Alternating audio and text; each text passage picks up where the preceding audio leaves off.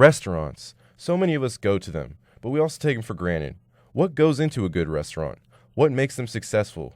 Why do they fail? I spoke to the founding editor of Restaurant Startup and Growth magazine, Barry Schuster. He explains how the recession isn't so forgiving, especially since there has been a noticeable drop-off in the past year with Virginia restaurants. In December 2009, there were 53 new restaurant business applications filed in Virginia for the entire state.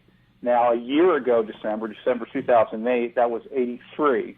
Even though the recession isn't so forgiving and other factors go into why restaurants fail, the initial startup is difficult in itself. The first-year failure rate for new restaurants is about 26%.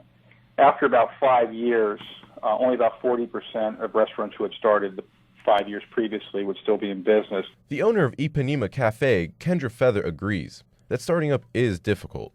It's the same as having a child. Like, the hardest part is like the first year, and they don't sleep through the night and all that stuff. It's more high maintenance in the beginning until you get good staff and you get it established and you get your system and you get your customer base, and then it can kind of run on its own a little bit. But do students affect business? Does a mass exodus of students during break help or hurt the restaurants? According to Feather, business picks up during the breaks since more parking is available. For some, the business can be frustrating, but the good owners have a specific formula for success. It's quite simple for the owner of City Dogs, Travis Irby. You can have the best service and cheap drinks and all that, but if you don't have good food, really nobody's going to come back, really.